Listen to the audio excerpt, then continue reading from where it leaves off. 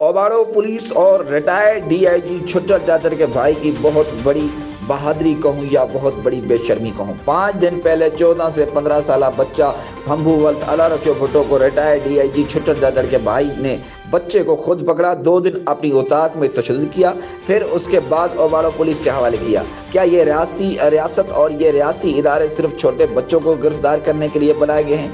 क्या हमारा police department इसलिए बना है कि किसी छोटे बच्चों को कोई पकड़ कर 2-2 दिन तशद्दुद करे, फिर पुलिस के हवाले किया जाए, फिर बगैर कानूनी कार्रवाई किए हुए कई दिन उसको हवालात में बंद करके रखा जाए? हाँ, सिर्फ ताल्लुकात और ताकत वाले लोग ही रह सकते हैं, बाकी आम गरीब छोटे लावारिस लोगों का कोई वारिस नहीं। पहले तो छोटे बच्चे को इस तरह पकड़कर तशद्दुद करना एक कानूनी जुर्म है। चलो आम लोग ये डीआईजी का भाई अपनी ताकत दिखा रहा था। एसएचओ ओबाड़ो को चाहिए था बच्चे को जैसे थाने में लाया गया तो इसको लॉकअप में बंद करने के बजाय इसको छोड़ देना चाहिए था और उनके खिलाफ कानूनी कार्रवाई करनी चाहिए। पर कैसे? आखिर रिटायर्ड डीआईजी का भाई बच्चे को पकड़ के लाया था। बाकी वजीर आला सिंध, वजीर दाखिला सिंध, आईजी सिंध, डीआईजी सक्कर, एसएसपी गोड की जब भी न्यूज कॉन्फ्रेंस करते हैं तो सिर्फ कानून की पासदारी की बातें करते हैं। अब देखते हैं कि इस बच्चे को कौन इंसाफ देता है, छोड़ा जाता है या जेल के भेजा जाता है, या कोई मन गलत कहानी बना के इसके ऊपर एफआईआर दर्ज की जाती है।